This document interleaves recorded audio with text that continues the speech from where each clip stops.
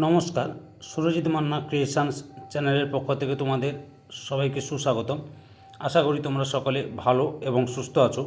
আমি তোমাদের জন্য এই ভিডিওটিতে তুলে ধরছি 2026 সালের ক্লাস 7-এর রায় ও মার্টিন প্রশ্নবিচিত্রা থেকে প্রথম পর্যায়ক্রমিক মূল্যায়ন তথা ফার্স্ট ইউনিট টেস্টের জন্য ইতিহাসের একশের প্রশ্নপত্রের সম্পূর্ণ সমাধান করছি। তার আগে তোমাদের কাছে অনুরোধ, তোমরা ভিডিওটি না টেনে পুরোটা দেখো। ভিডিওটি কেমন লাগলো কমেন্ট করে জানিও, ভিডিওটিতে লাইক দাও এবং শেয়ার করো, এবং চ্যানেলে নতুন হলে চ্যানেলটিকে সাবস্ক্রাইব করে চ্যানেলের সঙ্গে যুক্ত হয়ে যাও।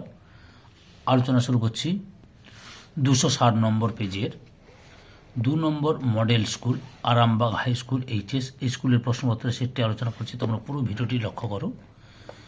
প্রথমেই রয়েছে কি সঠিক উত্তরটি বেছে নিয়ে লেখক। একের দাগে কৈবর্ত বিদ্রোহের নেতা ছিলেন অপশান ডিতে ভীম। 2 নম্বরে সকলোত্তর পথনাথ উপাধি ছিল অপশান বিতে হর্ষবর্ধনের। 3 নম্বর সেন রাজাদের আদি বাসস্থান ছিল অপশান ডিতে কর্ণাট অঞ্চল। 4 নম্বর শশাঙ্কের রাজধানী ছিল অপশান বিতে কর্ণ সুবর্ণ। 5 নম্বরে ধীমান ও বিদ পাল প্রসিদ্ধ শিল্পী ছিলেন অপশান বিতে পাল যুগের। 6 নম্বরে গীতগোবিন্দম কাব্যের কবি ছিলেন অপশান সিতে জয়দেব। 2 দাগে নিচের যে কোনো 4টি প্রশ্নের উত্তর দাও। প্রথমে রয়েছে তাম্রলিপ্তের বর্তমান নাম কি? তমলুক। 2 নম্বরে কার বাড়ি নাস্তিক পণ্ডিতের ভিটা নামে পরিচিত? অতীশ দীপঙ্কর শ্রীজ্ঞানের বা অতীশ দীপঙ্কর লিখবে। 3 নম্বর হজরত মোহাম্মদ কবে জন্মগ্রহণ করেন? 570 খ্রিস্টাব্দে। 4 নম্বরে বরেন্দ্র এলাকা কোনটি? উত্তরটি লক্ষ্য করো। ভাগীরথী ও করতোয়া নদীর মধ্যবর্তী অঞ্চল বরেন্দ্র নামে পরিচিত ছিল। 5 নম্বরে পাল রাজারা কোন ধর্মের অনুরাগী ছিলেন? বৌদ্ধ ধর্মের অনুরাগী ছিলেন। 3 দাগে নিচের যে কোনো 2টি প্রশ্নের উত্তর দাও। প্রথমে হচ্ছে বল্লাল সেনের লেখা 2টি বইয়ের নাম লিখো। দান সাগর, অদ্ভুত সাগর। 2 নম্বরে তরাইনের দ্বিতীয় যুদ্ধ কত খ্রিস্টাব্দে কাদের মধ্যে হয়েছিল? তরাইনের দ্বিতীয় যুদ্ধ 1192 খ্রিস্টাব্দে মোহাম্মদ ঘুরি ও তৃতীয় পৃথ্বীরাজ চৌহানের মধ্যে হয়েছিল। 3 নম্বরে রয়েছে উর ও নাড়ু কি? উর কাকে বলে? চোল রাজ্যে গ্রাম শাসন করত যে গ্রাম পরিষদ তাকে উর বলে। চোল রাজ্যে গ্রাম শাসন করত যে গ্রাম পরিষদ তাকে উর বলে। নাড়ু কাকে বলা হয়? চোল রাজ্যে কয়েকটি গ্রামকে নিয়ে গঠিত পরিষদকে নাড়ু বলা হয়। চোল রাজ্যে কয়েকটি গ্রামকে নিয়ে গঠিত পরিষদকে নাড়ু বলা হয়। 4 নম্বরে কৈবর্ত বিদ্রোহের কারণ কি ছিল? উত্তরটি লক্ষ্য করো। কৈবর্ত বিদ্রোহের কারণ তোমরা এই যে প্রথমত দ্বিতীয়ত অর্থাৎ এখান থেকে শুরু করে এতটা পর্যন্ত লিখবে।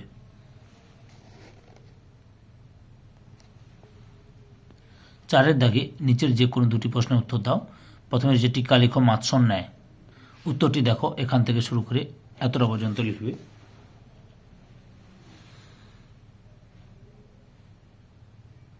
2 নম্বরে রয়েছে রাজা লক্ষণ সেনের রাজসভার সাহিত্য চর্চার পরিচয় দাও। উত্তরটি লক্ষ্য করো, এখান থেকে শুরু করবে তোমরা।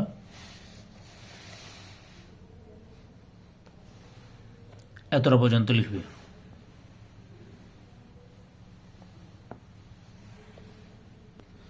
3 নম্বরে রয়েছে খলিফা ও খিলাফত সম্পর্কে যা জানো লেখো।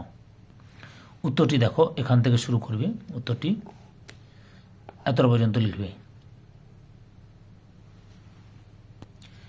4 নম্বরে রয়েছে টিকা লেখো ইউরোপের সামন্ততন্ত্র। উত্তরটি দেখো, এখান থেকে শুরু করবে। পরপর দেখে নাও, এতটা পর্যন্ত লিখবে।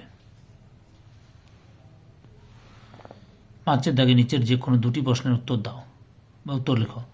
একে রয়েছে সুয়ানজাংয়ের বর্ণনা অনুযায়ী প্রাচীন বাংলার নগর হিসেবে কর্ণ সুবর্ণ নগরের পরিচয় দাও। উত্তরটি দেখো, এখান থেকে শুরু করবে তোমরা। পরপর দেখে নাও, দেখাচ্ছি, পরপর দেখে নাও, এতটা পর্যন্ত লিখবে।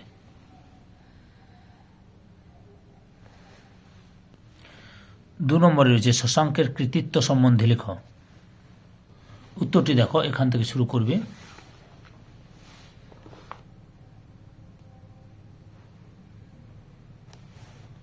এতটা পর্যন্ত লিখবে।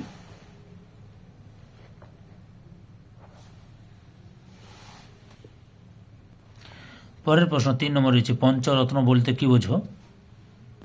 উত্তরটি লক্ষ্য করো, এখান থেকে শুরু করে তোমরা এত দূর পর্যন্ত লিখবে। বুঝতে পেরেছ? পাঠ প্রশ্ন রয়েছে, জনসমর্থনের নিরিখে বাংলায় পাল এবং সেন শাসনকালে তুলনামূলক আলোচনা করো। উত্তরটি দেখো, এখান থেকে শুরু করবে।